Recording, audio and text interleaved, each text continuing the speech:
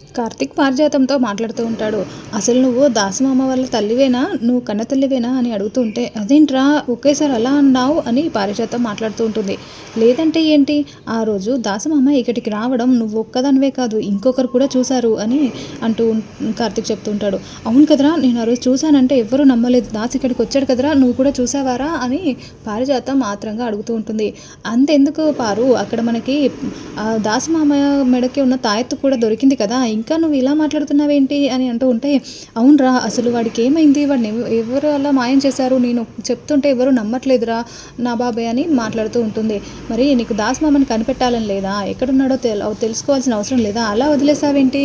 నువ్వు పట్టనట్టు ఏమి పట్టనట్టుగా నువ్వు ఇలా 3 పూటలా కడుపు నిండా తింటూ కన్న ఆలోచించకుండా ఉన్నావు" అని కార్తీక్ పారిజాతంతో మాట్లాడుతూ ఉంటాడు. "అసలు ఏం చేయాలిరా? నా మాట ఎవరు వినట్లేదు కదా అని. దాస్ నా కొడుకురా, వాడి గురించి నేను ఎందుకు ఆలోచించకుండా ఉంటాను? ఎలా రా, వాడికి ఏం జరుగుంటుంది" అని పారిజాతం టెన్షన్ పడుతూ ఉంటుంది.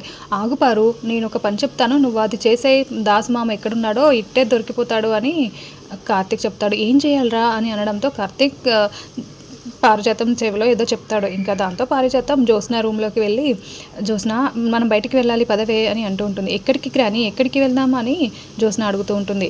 "కాదే, దాస్ కనిపించట్లేదు కదా, పోలీస్ స్టేషన్లో కంప్లైంట్ ఇద్దాము" అని అంటూ ఉంటే, ఇంకా జ్యోత్స్న ఒక్కసారిగా చాలా షాకింగ్గా లేచి నించొని, "కంప్లైంట్ ఎందుకు గ్రాని?" అని అడుగుతూ ఉంటుంది. "అదేంటే, వాడు కనపడక ఎన్ని రోజులు అవుతుంది, వాడు ఎక్కడికి వెళ్ళాడో తెలియదు కదా" అని, "కంప్లైంట్ ఇద్దామని వాడి కోసమే నేను వెళ్తున్నాను, రావే నువ్వు కూడా" అని మాట్లాడుతూ ఉంటుంది. ఇంకా జ్యోత్స్న ఏమో చాలా టెన్షన్ పడుతూ చూస్తూ ఉంటుంది.